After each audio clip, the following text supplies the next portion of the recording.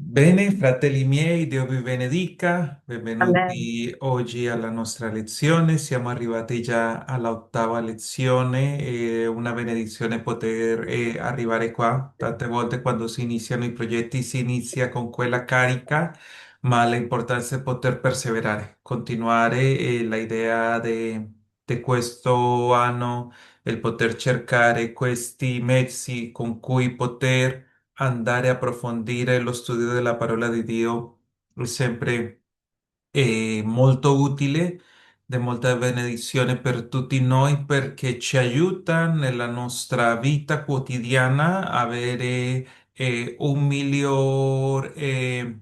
una migliore capacità, ci dà gli strumenti per riuscire a fare uno studio più da una parte più approfondito, ma dall'altra parte più corretto riguardo alla parola di Dio e di come applicarla alla nostra vita. Allora, vi do il benvenuto, vi invito in questo momento a che facciamo una preghiera, mettiamoci davanti alla presenza del Signore, mettiamo i nostri fratelli che in questo momento non ci sono, ma che dopo potranno vedere questa registrazione e mettiamo tutto nelle mani del Signore che è Lui che ha cura di noi. Amen. Signor Gesù, Padre Santo, Curano Dio Padre Santo in ti questa sera, ringraziamo, Signore Padre, Gesù. Ti ringraziamo, Padre Santo, per sì, per questi la tua momenti, opera, Signore Gesù. Signore, per la tua Grazie, Padre bontà. Santo, a Grazie, insegnarci, Signore, Signore per Gesù, tutto darci quello la che fai, sabiduria, la Signore, chiarezza, per come Signore, ci che possiamo, permetti, Padre Signore, Santo, avvicinarci a te. capire, Signore Gesù, Tu tutto ciò sei, che tu, Signore, Signore Gesù, colui che permetti illumina questi i nostri patrioti, stai cuori, la insegnando, nostra Signore mente. Gesù. Da Sì, te Padre proviene la Santo, in saggezza, questa ora, Signore Signore, da Gesù, te sei tu, proviene Padre l'intendimento, Santo, Signore. Sei affinché, tu che Signore puoi Gesù, togliere quel insegnarci, velo, Signore Signore, che Gesù, tante come volte ci Gesù, impide di vedere. Aprire i imparare e nostri crescere, Signore intendimento, Gesù, nella Signore, tua guida. parola, Padre Santo. Guida la Ti nostra vita, ringraziamo in questo Signore, che tutto momento, questo Signore tempo, Gesù. Signore, possa essere di Grazie, edificazione per Signore ognuno di noi. Gesù. Opera, Presentiamo i Signore nostri Gesù, nella fratelli, Signore, i loro bisogni, nostra Signore, fin da che tu sia a vita. guidare tutto, a prenderci cura di noi, nel nome di Grazie, Gesù. Maestro, per l'eccellenza, Signore. Ah. Amen. Amen. Bene, fratelli miei, e stiamo guardando questa prima parte dell'anno, l'argomento di ermeneutica. Vi ricordate quando parliamo di ermeneutica, parliamo di quel ponte, è quel ponte che ci aiuta a vedere il passato, riuscire a guardare con gli occhi di oggi quello che accadeva al tempo in cui la Bibbia venne scritta e questo ci permette proprio fare una buona interpretazione e nelle ultime lezioni stiamo cercando di capire come funziona questa ermeneutica, questo ciclo ermeneutico dove c'è prima un'osservazione, dopo un'interpretazione, per ultimo un'applicazione, ma questo non si fa una sola volta, sicuramente ogni volta che andremo a applicare la nostra vita sempre ci sarà altro da osservare e fino adesso abbiamo parlato dell'osservazione, abbiamo parlato di alcuni concetti che ci aiutano a capire meglio come poter fare questo studio in una maniera più pratica, più beneficiosa alla nostra vita, in cui noi possiamo andare a prendere il testo di quello che veramente voleva il Signore parlare al popolo e che vuole parlare a noi. E allora cerco di ricordare questo in questo circolo ermeneutico. Noi avevamo detto che nella osservazione andiamo a vedere cosa dice il testo. Stavamo guardando i verbi, gli articoli e con i connettori in maniera di riuscire a capire cosa stava dicendo il testo. Stavamo guardando gli atteggiamenti dei personaggi, chi stava parlando, a chi stava parlando, dove, su quale contesto, in maniera da riuscire a capire più. Oggi inizieremo la seconda parte che sarebbe la interpretazione. Nell'interpretazione avevamo detto, quando avevamo guardato questo circolo ermeneutico generale, che si fa per capire cosa significa il testo e per l'ultimo l'applicazione è cosa significa per noi oggi quel testo o come posso applicare quel principio biblico che trovo attraverso della interpretazione nella vita nostra oggi. Allora, in questo circolo ermeneutico noi andiamo a Prima, raccogliere i dati. Vi ricordate che vi parlavo come quando si vanno a raccogliere le arance, le mele, nel momento della raccolta non si fanno le selezioni, ma già in questa parte della interpretazione andremo a vedere quello che noi abbiamo raccolto. Alcune cose ci serviranno, altre forse no, ma dobbiamo capire il messaggio originale dell'autore per i suoi primi lettori. Cosa stava scrivendo o perché l'autore del Vangelo o della profezia o della parabola, perché stava dicendo quello a quelle persone. Cerchiamo di capire perché sono lì e che cosa significano all'interno di quel contesto. Allora, noi, nella parte dell'ermeneutica, noi abbiamo un testo, abbiamo una precomprensione e noi come interpreti non siamo mai neutri. Perché? Perché noi aggiungiamo la nostra fede, aggiungiamo i nostri dubbi, aggiungiamo la nostra cultura e tutto questo influenza su come noi leggiamo la Bibbia. Vi, vi dico questo testo. Atti capitolo 8, il verso 30 e 31. Filippo sta dicendo che corse avanti a quel eunuco che stava leggendo e dice, e udito che leggeva il profeta Isaia, le disse, capisci quello che stai leggendo?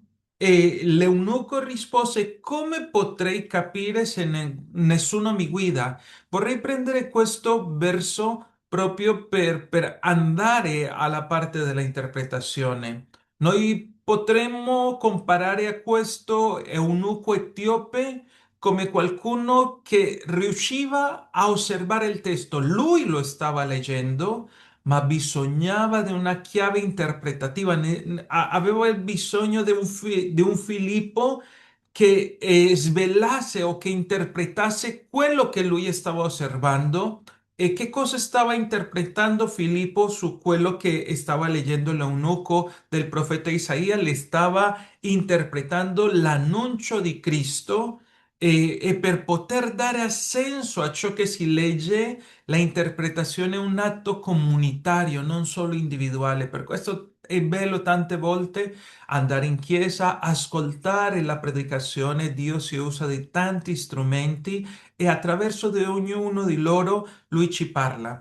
C'è un metodo di studio che utilizzano ancora oggi gli ebrei ortodossi e che non si siedono mai da soli a studiare la Bibbia, si siedono minimo in due perché si confrontano su quello che leggono e penso che questo è di studiare noi in questo processo insieme. Questi versetti ci aiuta perché ognuno apporta, ognuno il Signore dà rivelazione riguardo e tutti insieme riusciamo a arrivare a un'interpretazione migliore di quello che sta dicendo la scrittura. Allora mi piaceva proprio per partire e vedere come in questo verso si può applicare sia l'osservazione in cui stava questo eunuco guardando, ma gli mancava l'interpretazione e questa chiave le sta portando proprio Filippo a spiegargli a lui dal profeta Isaia come tutta la scrittura parlava del Cristo.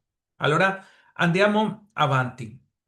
C'è un principio fondamentale nella interpretazione. Questo principio fondamentale qual è? Il testo significa ciò che l'autore voleva comunicare ai primi destinatari. Che cosa vuol dire questo? Che io oggi posso leggere un verso della Bibbia e posso pensare, buono, è bellissimo per me, lo posso applicare alla mia vita, posso prenderlo come una promessa, ma la vera natura o il vero senso di quel discorso, di quel versetto, di quell'esperienza che mi viene trasmessa attraverso la Bibbia, riesco a coglierla a pieno quando riesco a capire perché lo stavano dicendo a un certo determinato gruppo di persone o a una persona in una circostanza speciale. Lì riesco a cogliere appieno quello che è il significato della parola. Perché noi parlavamo delle allegorie in cui io posso dare un significato a ogni cosa che vado a leggere e a pensare a modo mio, ah, buon, questo può significare questo, ma il principio, noi stiamo fermandoci sull'interpretazione, questo principio è fondamentale e importante. Il testo significa ciò che l'autore voleva comunicare ai primi destinatari. E per questo noi dobbiamo capire che abbiamo strumenti per fare una buona interpretazione. Per riuscire a capire cosa significa quel testo, abbiamo questi strumenti. Per la interpretazione abbiamo un contesto storico e il testo, qua in questo quadretto della slide riguardo al contesto, dice un testo senza il contesto è soltanto un pretesto. Io devo capire cosa mi sta dicendo quel versetto che io sto leggendo prima, cosa mi sta dicendo dopo, perché tante volte quando io riesco a capire tutto il dialogo, riesco a cogliere appieno quello che stava dicendo lo scrittore. Abbiamo anche un contesto culturale e storico. Noi settimana scorsa guardavamo come alla luce della storia e della cultura vedevamo come l'argomento della donna samaritana quando si trova con Gesù è molto diverso a quello che si interpreta oggi e di come lei non è una donna che si è sposata con cinque mariti per voler proprio, ma proprio la loro cultura, la loro condizione ci dà una luce di una condizione di rigetto che forse era stata disprezzata, avevano scritto forse delle lettere di divorzio per lei e già questa luce ci fa capire meglio il suo contesto culturale. Avevamo parlato dei samaritani e dei giudei, avevamo capito perché c'erano questa inimicizia tra di loro e tante volte in questi brani che noi troviamo nella Bibbia ce ne rendiamo conto, in alcuni casi a motivo del contesto storico-culturale. Dopo ci sono delle parole chiavi che io posso trovare. Perché? Perché nella Bibbia noi vediamo come ci sono molte parole che si usano spesso che hanno un significato. Noi quando parliamo dell'olio spesso lo associamo allo Spirito Santo. In questo caso della slide, l'acqua viva di cui parlava Giovanni nel capitolo 4 con la donna samaritana non si riferiva letteralmente a quell'acqua del pozzo, ma si riferiva o faceva riferimento alla vita spirituale che Dio voleva dare a loro. E per ultimo, in questi quattro strumenti che noi abbiamo per fare una buona interpretazione, lo abbiamo visto nelle lezioni scorse, come ci sono diversi generi letterari, come la narrativa, la profezia, la poesia, le parabole, le lettere che hanno scritto gli apostoli, e ogni genere ha una maniera unica di interpretare. Nella poesia ci sono molte figure bellissime in cui si danno attributi a alcune qualità. Dice de che Dio ha delle ali, de che i cieli raccontano, quando noi sappiamo che letteralmente questo non è così. Allora se io vado a interpretare una poesia, so de che nella poesia ci sono queste espressioni che fanno un riferimento a qualcosa che non li posso prendere alla lettera. Tutto il contrario a quando sto leggendo un argomento narrativo. Il libro degli Atti degli Apostoli, il libro delle Cronache, il libro di Prima e Seconda dei Re, mi raccontano fatti veri che sono accaduti e allora io ognuno lo devo interpretare sotto quella luce del genere letterario.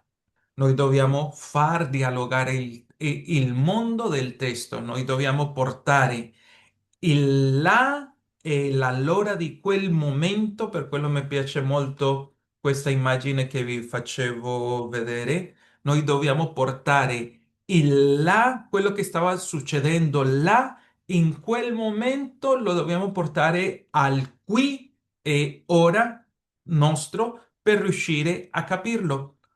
In una delle prime lezioni io vi avevo parlato del sale. Vi ricordate Matteo capitolo 5, il verso 13 dice, voi siete il sale della terra. e vi avevo fatto l'enfasi come nella parte storica, nella parte culturale, il sale a quel tempo aveva quella qualità di conservare i cibi, aveva quel valore che la parola salario deriva proprio da che si pagava a quel tempo col sale.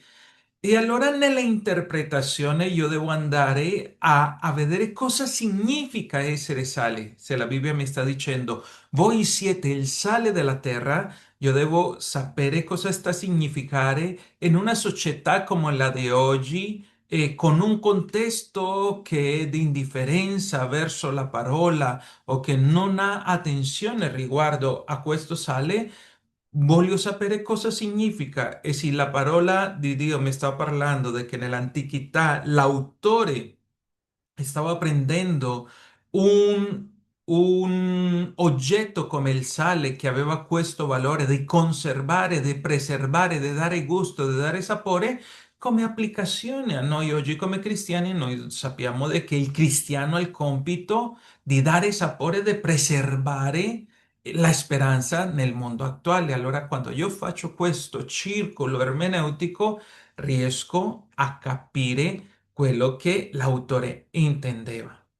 Ci sono anche quattro strumenti principali nella parte della interpretazione e andiamo a vederli un po' meglio.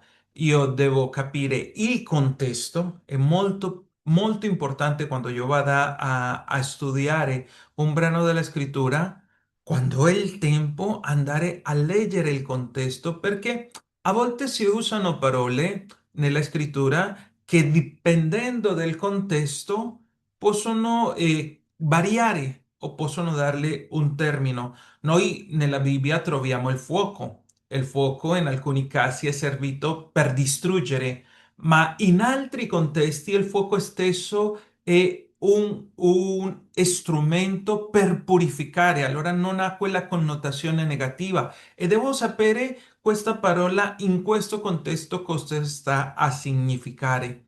Dopo, quando io vado avanti con questo processo che sto guardando, queste parole chiare, questo genere letterario, questo contesto culturale, devo avere delle regole che mi aiutano a fare una buona interpretazione. Io come prima regola devo sapere di che il contesto sta determinando il significato di quello che sto leggendo. La seconda, che l'abbiamo ripetuto spesso nelle prime lezioni che avevamo avuto, è che la Bibbia è la stessa interprete. Io la Bibbia la devo interpretare con la Bibbia stessa perché Dio mi ha lasciato gli strumenti di trovare nella stessa parola il significato. Dopo, devo tenere a conto di che il significato originale viene prima dell'applicazione, perché vi ricordate molto questi termini eisegesi, dove io metto nel testo quello che penso e la esegesi, che è dove io vado a trarre fuori quello che il testo mi sta dicendo. E per ultimo, su queste regole semplici di interpretazione che noi non leggiamo le nostre idee nel testo, noi cerchiamo di capire cosa significano nel suo originale.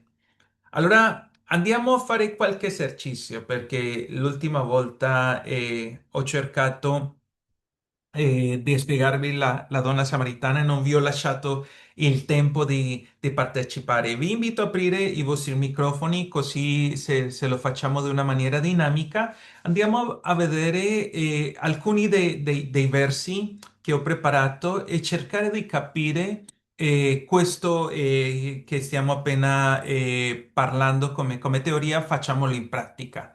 Isaia il capitolo 55, guardate cosa dice il verso 10 e 11. Dice, come la pioggia e la neve scendono dal cielo e non vi tornano senza aver annaffiato la terra, senza averla fecondata e farla germogliare affinché dia seme al seminatore e pane da mangiare, così è la mia parola uscita dalla mia bocca. essa non torna a me a vuoto senza aver compiuto ciò che io voglio e condotto a buon fine ciò per cui l'ho mandata. Cosa ne pensate che possa significare questo testo? Ci siete? Amén, amén. Ok, sorella Marta. Amén. Amen. Voi tutti...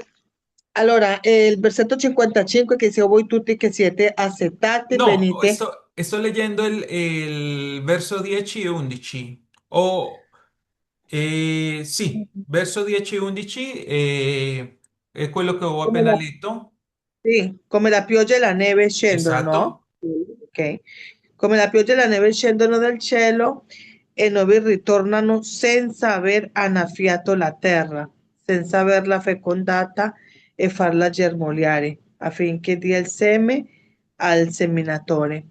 Su questa, o sea, penso che così ogni desiderio, ogni situazione, o sea, che noi viviamo, dice che così come la pioggia scendono dal cielo, che ogni cosa che noi mettiamo nelle nostre vite, nelle mani del Signore, prima e poi noi avremo una risposta nel Signore, perché sappiamo che Lui appartiene il volere come il fare e che noi mettendo le nostre richieste o la nostra vita nelle mani del Signore, il Signore ci risponde, che non rimane mai vuota, che noi non rimaniamo mai senza una risposta da parte del Signore. Ok.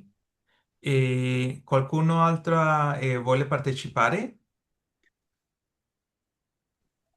La domanda qual è, fratello Diego? Praticamente noi fino adesso stiamo cercando di vedere la teoria della interpretazione e abbiamo appena visto come nella interpretazione io devo stare attento a diverse cose per Sì, riuscire a capire che cosa intendeva in questo caso Isaia con questi due versi, o perlomeno perché spesso noi quando sentiamo questi versi, così è la mia parola uscita dalla mia bocca, essa non torna a me a vuoto, molti fanno come interpretazione di che Isaia stia facendo riferimento alla Bibbia. Secondo voi sta facendo riferimento alla Bibbia?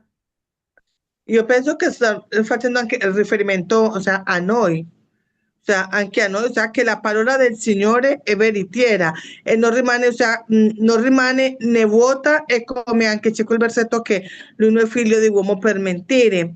E io penso Sì, che sta parlando anche noi di confidare nel Signore, ok, che la sua parola è veritiera e non c'è un'altra fuori, non c'è un'altra fuori di lui come lui è unico. ok. Pace, fratello Diego, scusami, Pace? sono la sorella Cettina, sono da Ivana. Ah, ok, Sono perfetto. sono appena arrivata, quindi non ho ascoltato bene il Ok. capitolo di cui tu stai parlando. Ok, sono su Isaia 55 Ok. e fino adesso stavo leggendo il verso 10 e 11. Allora, 10-11. allora, quello che vi dicevo è che una delle maniere in cui io posso capire meglio questo testo è cercare di vedere cosa c'era prima di questo, perché come vi lo dicevo spesso, sentiamo anche delle predicazioni, guarda, così come scende la pioggia e fa germogliare e sta facendo produrre la terra, così è la parola di Dio che non torna vuoto e facciamo tanto riferimento alla Bibbia de che è a quello che a quello che stava dicendo Isaia. Ma se noi andiamo qualche verso prima, lui Sì. nel verso 6 sta dicendo cercate il Signore mentre lo si può trovare, invocatelo mentre è vicino, lascia l'empio la sua via e l'uomo iniquo i suoi pensieri e si converta al Signore che avrà pietà di lui e al nostro Dio che non si stanca di perdonare. E, qualcuno di voi si ricorda perché Isaia sta scrivendo il suo libro o in quale contesto storico sta Isaia scrivendo le sue profezie?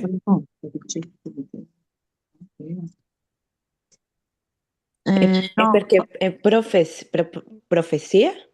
Sì, in questo caso è una profezia come genere letterario, ma vi ricordate Isaia perché lo scrisse? In quale parte della storia di Israele siamo ubicati in questo momento?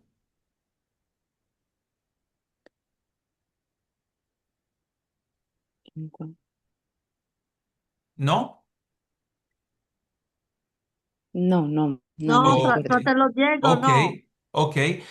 Praticamente se noi andiamo, quello che vi dicevo di guardare un po' il contesto completo del libro per sapere l'autore perché sta scrivendo, Isaia sta parlando al popolo di Israele prima di essere portato in esilio. E il suo messaggio è un messaggio al ravvedimento affinché non avvenga la punizione. Perché? Perché i re di Israele si stanno portando male, il popolo sta andando verso l'idolatria e le profezie di Isaia stanno chiamando proprio a un ritorno al Signore. Ok, mi sta Ok, facendo questo un sarebbe il leggero. contesto storico e Isaia le sta dicendo a loro di lasciare la sua via e ai uomini lascia l'empio la sua via, l'uomo iniquo i suoi pensieri, si converte al Signore che avrà pietà di lui, al nostro Dio che non si stanca di perdonare. E guardate cosa continua, il verso 8 è molto conosciuto da noi. Infatti i miei pensieri non sono i vostri pensieri, né le vostre vie sono le mie vie, dice il Signore, come sono alti al di sopra della terra, così sono le mie vie più alte delle vostre vie e i miei pensieri più alti dei vostri pensieri. Già guardando questo contesto, e cosa pensate che sta dicendo Isaia o a chi sta scrivendo e il perché gli sta scrivendo così?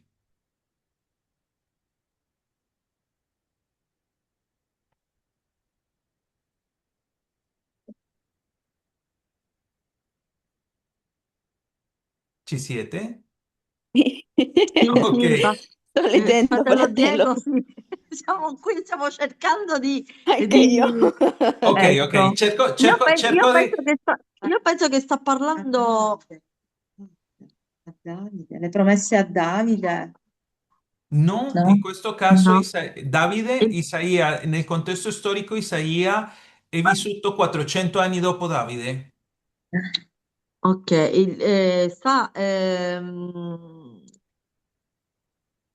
sta facendo riferimento, aspetta, lo rileggo bene, fratello Diego. Sì, e questo è uno dei punti belli dell'osservazione. Se non lo capiamo, lo dobbiamo leggere 2 o 3 volte, non c'è problema.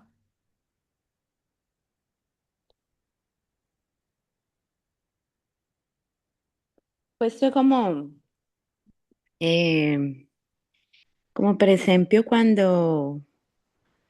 o sea, do più o meno come un esempio, come l'ho capito. Per esempio, quando il pastore dà la parola, no? E Sí, noi in quel momento che siamo ascoltando, per esempio, quando lui ci dà l'insegnanza, a noi ci rimane, perché questo parla como de cuando anafia, como cuando si debe, es que no sé cómo se dice en italiano, o sea, como cuando se debe sembrar, quando se deve seminare, sì, annaffiare, sì, e così dopo alla fine viene fuori qualcosa, perché è noi che viene seminata la parola sì. e dopo Solo noi... che una delle cose che voglio farvi notare è che Ah, noi quasi sempre stiamo saltando alla terza parte che è l'applicazione, perché fino adesso stiamo parlando di noi, Dio parla a noi, ma in questo caso io devo prima capire di che qua in questo verso lo scrittore Isaia non sta parlando a me oggi, a chi stava rivolgendosi. In questo caso io devo al, pop- capire, esatto, al Isaia popolo de stava Israele. parlando a Israele. Sì. Io ancora non devo saltare Ah, l'applicazione Fratello che ok. tocca a Diego, ma noi. infatti io glielo dicevo Allora, la tu settina ai volevi, era popoli si sta che, o sea, tu lo que riferendo. volevi era a chi, solamente a Esatto, chi sta Ai parlando. esatto. popoli. Siccome noi abbiamo cercato di vedere un po' la teoria, volevo fare un po' di pratica con Ah, questi ok. versi di quello che abbiamo appena visto. Ok, Ma Noi ok. in fratello quel Diego, cerco, dimmi. Lui qua lo dice nel verso numero 4. 4 dice così, ecco, io l'ho dato come testimonio ai popoli, Sì, ok. quindi si riferisce ai popoli. Praticamente, vediamo nel contesto, andiamo a leggerlo dal verso 1, ok?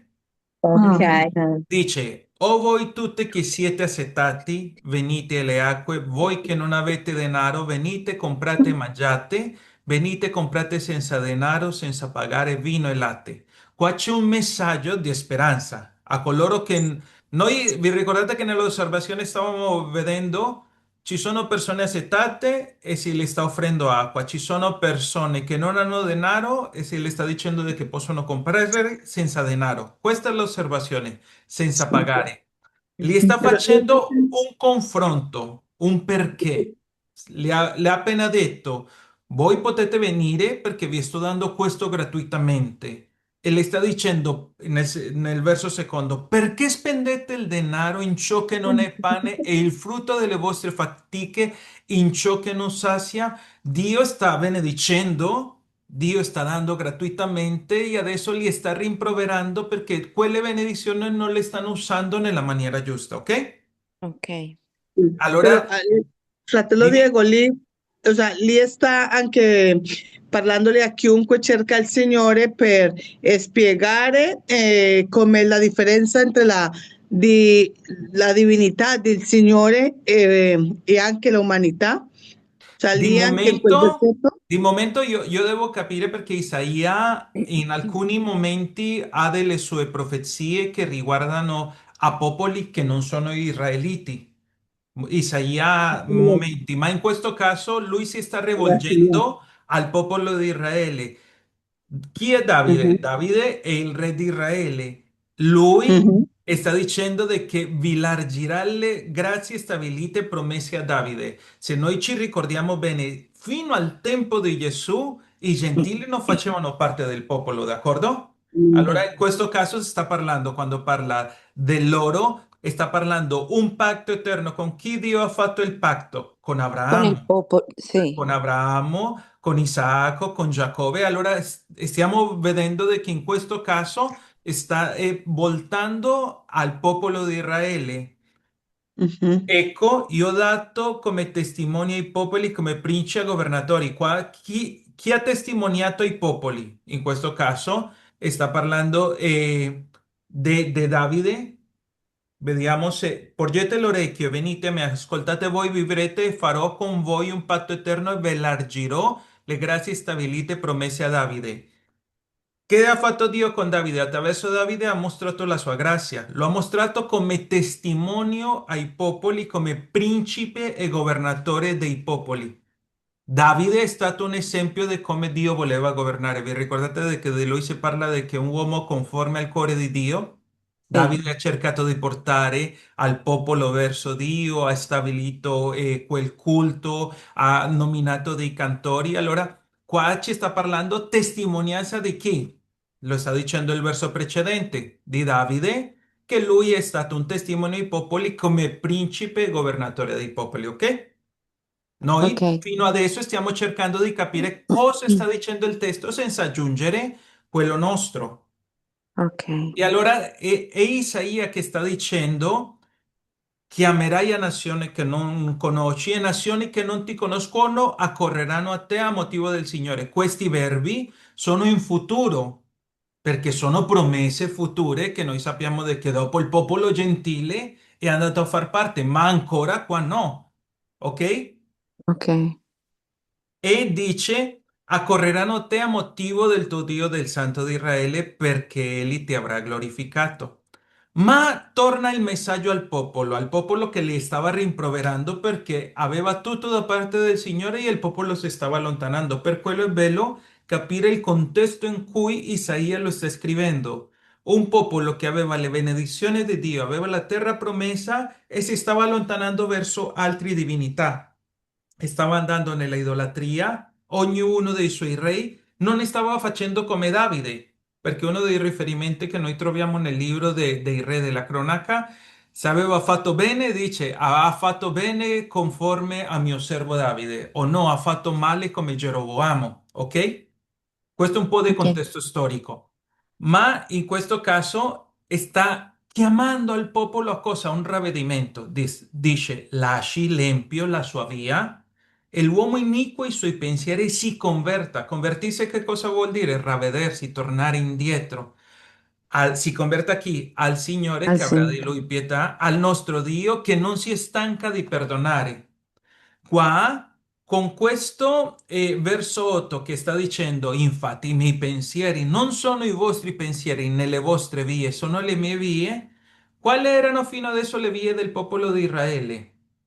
Allontanarsi dal Signore, la idolatria, quello che io sto vedendo nel contesto in cui Isaia sta scrivendo, ok? Mm, ok, E lui che cosa sta dicendo? I pensieri miei sono più alti dei vostri. Dio in questo momento potrebbe giudicarli, Dio in questo momento potrebbe punirli, ma questo messaggio non mi sta parlando di giudizio, ok? Fino ok, adesso, che abbiamo letto, sta offrendo un qualcosa, sta offrendo Perdono, di nuovo perdono, esatto. generosità e misericordia per il Esatto. popolo. E Ritornare a in lui. questo momento noi dobbiamo essere chiari, siccome stiamo nella interpretazione ancora non lo sta offrendo a noi, in questo caso noi dobbiamo vedere a chi? A ok, Israele. Nell'applicazione, nel passo seguente che vedremo più avanti, allora sì andremo a vedere come quello lo possiamo applicare alla nostra vita, ok? ok.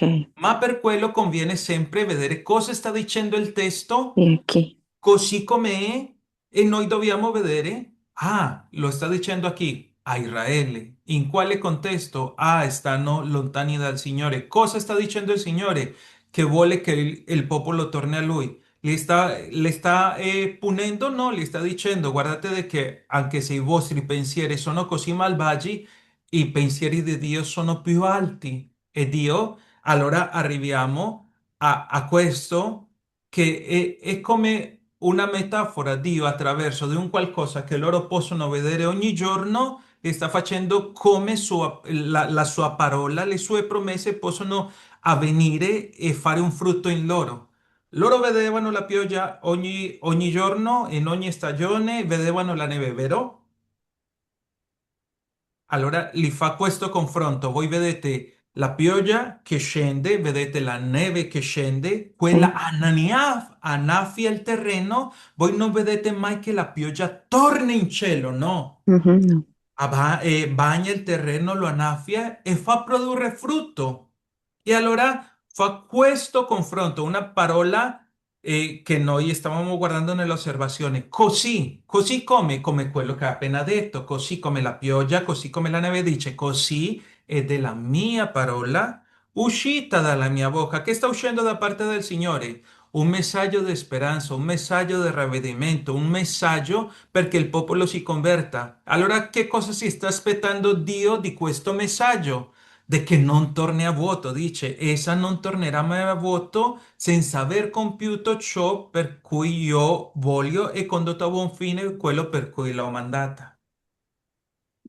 Vedete come cambia tanto il contesto quando riusciamo a vedere tutto l'argomento? Io di momento sto vedendo come Dio è un Dio misericordioso, sì, attraverso di quello che sta facendo con chi? Con Israele. E sto vedendo come si sta comportando Israele. Di momento, in questa parte dello studio, io ancora non vado a chiedere come posso applicare alla mia vita. Prima sto cercando di capire perché Isaia ha scritto questo. E questo le sta dicendo di una promessa a Israele. Loro, noi conosciamo adesso la storia, loro sono andati in esilio, loro sono andati in cattività, sono andati lontani dalla sua terra, dalle sue promesse, si sono allontanati di Dio, a motivo di questo Dio li ha puniti. Ma guardate cosa dice il verso 12. Fino adesso stiamo leggendo il capitolo, ok? Dice, Sì, sì, voi partirete con gioia e sarete ricondotti in pace. Quando? A futuro. Ancora no. Qua, nell'osservazione, mi sta dicendo c'è un futuro. Sarebbe. Adesso sta arrivando una punizione, ma la promessa di Dio, quella parola che non tornerà vuota, sta dicendo voi partirete con gioia e sarete ricondotti in pace. I monti e i colli proromperanno in grida di gioia davanti a voi e tutti gli alberi della campagna batteranno le mani. Gli alberi hanno mani? Domanda. Gli alberi? Alberi, qua il verso numero 12 dice gli alberi batteranno le mani. Sì. Sì. Gli No, ma se alberi, battere il limone, no? gli alberi non hanno mani. Mano I, No, mani. i monti, i colli hanno gioia?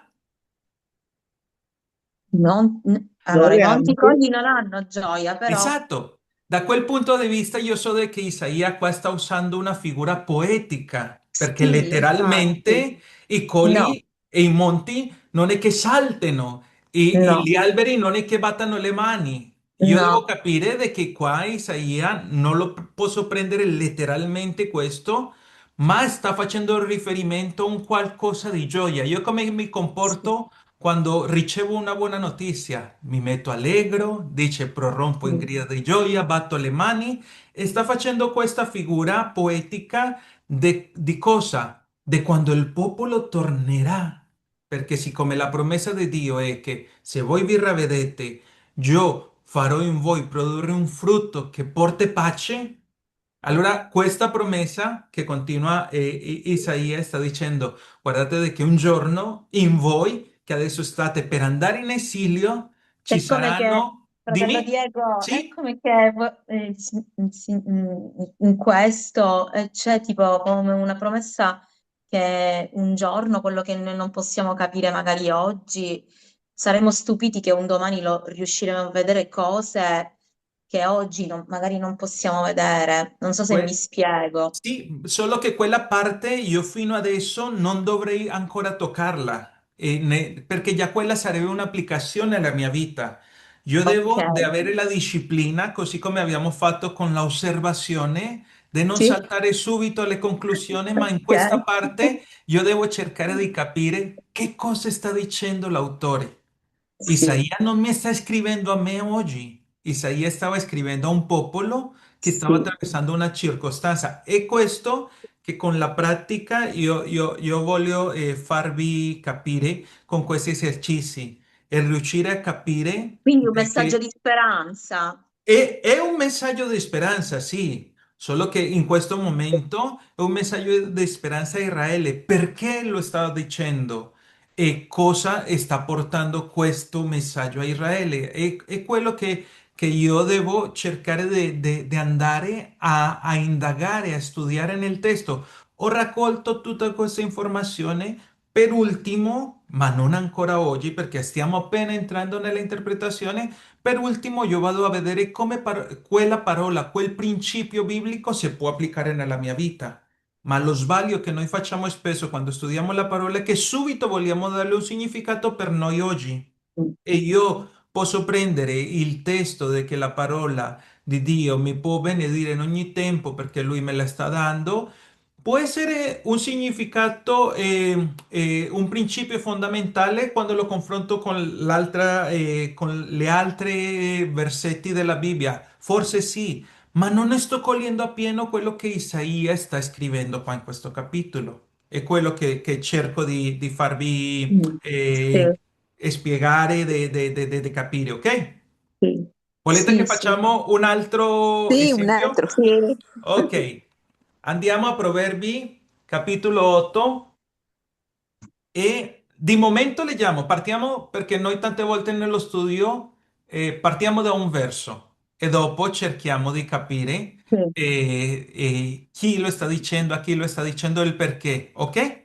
Verso 17, chi lo vuole leggere? sì. Ok? Io amo quelli che mi amano e quelli che mi cercano mi trovano.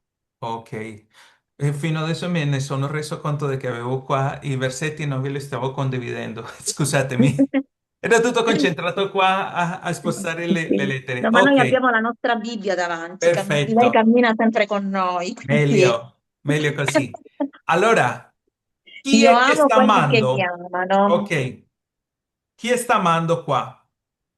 Dio, no? Sicuri? No? Era una domanda la mia. No? Non è- non era un'affermazione, era una Ok, domanda a Dio. come posso sapere io chi sta parlando qui? Chi è che ama e a chi Mm, è che cercano, a chi è che trovano quelli che lo cercano?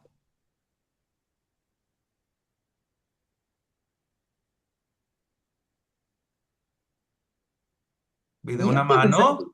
sì, Contesto, contesto. Andiamo qualche versetto prima. prima, Verso quindi 12, chi dice? io la saggezza sto con l'accorgimento. Ok, andiamo al verso 1. La saggezza. Allora la saggezza. Ok, bravi. E questo che io devo fare, non saltare Eh, subito A alle conclusioni. conclusioni perché, Ok. bene, io posso dire, Ok. Dio ama quelli che mi amano. È quello che sta dicendo il testo? Cioè, no, comunque è vero che Dio ama, ok, Sì, però è vero, però in questo caso, se dobbiamo andare ad analizzare il testo e non trarne esatto, conclusioni, dobbiamo andare a trovare nel contesto esatto, e per quindi quello vi andare un po' a dicevo, esatto. Per leggere quello vi prima e dicevo di riferire. che Ok, un testo senza il contesto è solo un pretesto per io esporre le mie idee. Io devo andare a ecco, vedere. ok, Pensate che posso sbagliare un giorno sì, predicando nella chiesa? Guardate, Dio ci dice, io amo a quelli che mi amano e quelli che mi cercano mi trovano. Se qualcuno è curioso, va a leggere prima e se ne rende conto di che parla della saggezza. saggezza. Devo stare attento in quella parte. Volete un altro esempio? Sì. Facciamo ancora pratica. Prima di Timoteo, capitolo 6, verso 10. Chi vuole Primo leggerlo?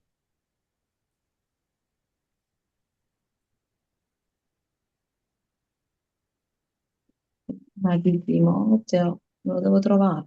Capitolo 16. Capitolo 6, verso 10. Ah, 6, 10.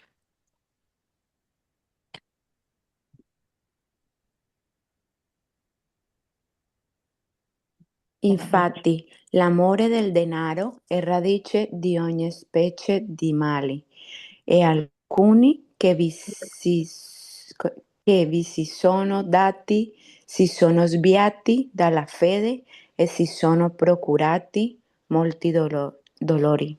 Ok, domanda. ¿Il denaro è cattivo? ¿El dinero è un male? No, no es cativo, o sea, que enseña que o sea, que no dobbiamo mettere noi il nostro desiderio o la nostra fede lì nel denaro. Ok, allora qua sta parlando di che cosa è male? Il mio cuore, vero? Perché Il è il mio cuore, cuore che mettere può il cuore. amare più il denaro che Dio. Amén. Allora io devo stare Eso se attento. ci desvia della fede, quando mettiamo noi il nostro cuore lì nel denaro ci sta desviando della fede nel Signore. Esatto, il denaro in sí non è male. Qua il versetto non mi sta dicendo di che è la radice di ogni specie di male, perché Es el qualcuno amor al leggendo dinero. velocemente vuol dire, il denaro è cattivo, il denaro è la radice di ogni specie di male, ma l'autore, lo scrittore sta dicendo di che è il mio cuore che può lasciarsi sedurre da quel desiderio smisurato che è Ujú. l'amore per il denaro e allora io lì ho tanti mali a motivo di quello, ma non è del denaro, ma il cuore può desiderare tante cose sbagliate e lì mi procureranno il male. Ok. Un altro che è Sì, molto conosciuto da noi, Filippesi 4:13, chi lo vuole leggere? sì, 4, 13. Eccolo. Io posso ogni cosa in colui che mi fortifica. Ok, ancora non andiamo nel contesto. Come di solito capiamo questo versetto? Andare a leggere più Prima, prima. qualche Ok, versetto prima. ok. Questa è un'affermazione come di andare a cercare, cioè, spiritualmente. de fortificarsi noi nel Signore. Sicura? Cosa sta dicendo prima Paolo? Quindi Che sapeva vivere nella povertà e nell'abbondanza Ok. e, Lui,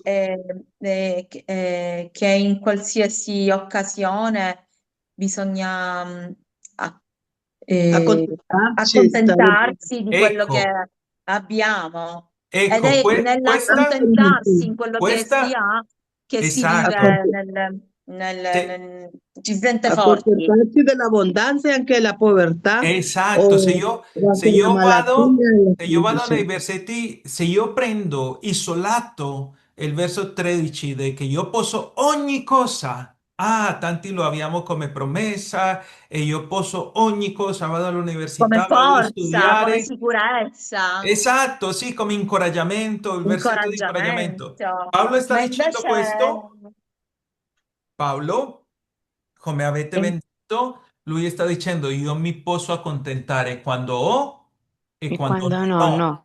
sì, nell'abbondanza e nella mancanza.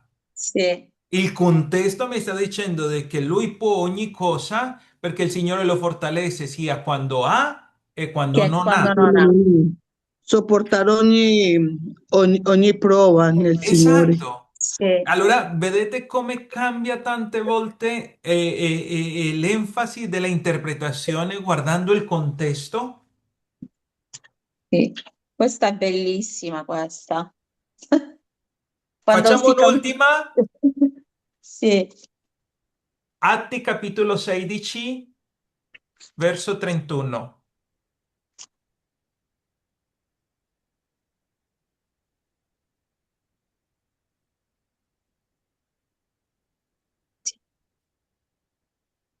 Ve lo sto condividendo se volete vedere nella pagina, è E lì in blu. 13? 13 e 31? 16, Mm. 16, 31.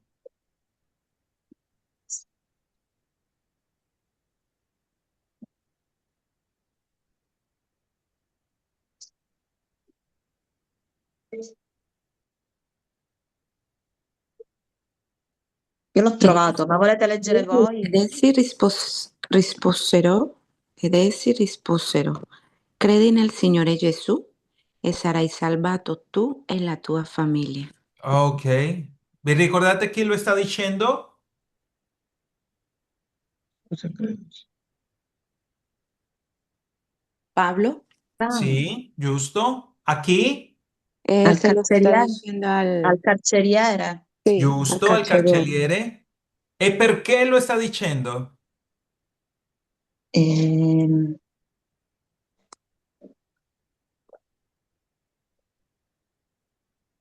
Guardate il verso 28 il carceriere si sveglia. o il 27. Sì, perché dormiva il carceriere. E quando si svegliò, Svegliato ha ha visto visto tutte le le porte porte del del carcere carcere spalancate spalancate, e sguainò la sguainò la spada spada, per uccidersi pensando che i prigionieri fossero fuggiti. ma invece Pablo gli gridò ad alta voce: Non farti del male, perché noi siamo tutti qua. Allora questa salvezza per il carceliere ha a che vedere non con una salvezza generale per tutte le famiglie, come tante Sì, volte per lo tutti. abbiamo come promessa, isolandolo, ma nel suo Sì. contesto Paolo le sta dicendo, se tu credi nel Signore Gesù, Amen. Sì, sarai salvato, la tu Sì, casa. è e la tua tutta, famiglia. è tutta la Infatti, famiglia. poi nel verso 32 dice de che Paolo fu a andare a predicare a quelli che erano nella famiglia del carceriere. Quando loro Sì. ascoltano, loro ricevono la parola e sono tutti battezzati in quella stessa sera.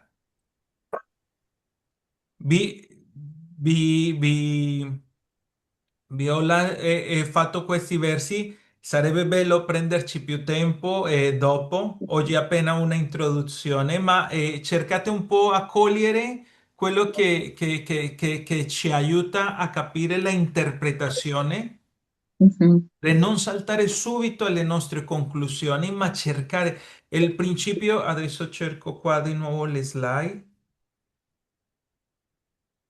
perché voglio condividerlo con voi. Sì, se poi queste slide, fratello Diego, ce le condividi nel gruppo, Sì, sì, così. ve li posso non sono sicuro perché questi... E l'altra volta ce le condivise per Sì, ma questo. questi li ho creato su internet e non sono Ah, sicuro che l'abbia per poter condividerli. ok, Guardate, la conclusione di questa clase, la interpretazione cerca di scoprire cosa? Il significato originale del il testo. testo Per biblico, cosa? Per capire per il capire messaggio che Dio ha Dio comunicato attraverso degli autori attraverso gli della autori della scrittura. scrittura. Questo è molto importante, che noi nel momento in cui stiamo studiando la parola di Dio, stiamo cercando di vedere. Prima ci siamo messi come bambini a guardare le differenze, a vedere le parole, i verbi, i connettori, ma in questo momento di interpretazione noi dobbiamo cercare cosa? Il significato originale per Sì, capire cosa? Per capire il messaggio. messaggio. Io dopo salterò alle mie conclusioni ma è importante che prima che salte all'applicazione io riesca A capire, a capire il capire, messaggio che Dio ha per me. E allora, sì. per capire bene quel messaggio, io devo prima capire perché l'autore lo ha scritto a quelle persone. Ricordatevi di che alcuni degli insegnamenti biblici che noi andremo a vedere, li vedremo proprio per quello che hanno vissuto le persone e per come si sono comportati o come Dio li ha risposto in una situazione specifica. Ma devo capire cosa stavano facendo e perché li stavano parlando in quella maniera, ok? Ok, Cerco di essere il più semplice possibile, ma qualsiasi domanda che ci sia, fatela tranquille, perché così piano piano andremo avanti. E cercherò nella prossima lezione, fra 15 giorni, con l'aiuto di Dio, andiamo a vedere altri esempi che ci aiutano con questa parte dell'interpretazione prima di arrivare all'applicazione, d'accordo? mhm, Ok. ok. Bene, sorelle miei, siamo arrivati, sono le 19, cerco di essere puntuale. È stata una benedizione poter Non c'è condividere Sì. problema, questo tempo può con voi. Grazie, continuare. comunque io mi rivedrò per comprendere ancora di più la Ok, registrazione, perché Anch'io. non è semplice, fratello Diego. ok. Non Cerco... è semplice, è un po' come quando studi quelle materie difficili, non lo so, tipo la chimica, la fisica, la matematica. È soltanto facendo tanti allenamenti, facendo tanti esercizi, tu raggiungerai Sì. poi quell'allenamento, perché facendo una frase oggi così, insomma, è giusto quello che stai facendo tu, è tutto giustissimo ed è perfetto.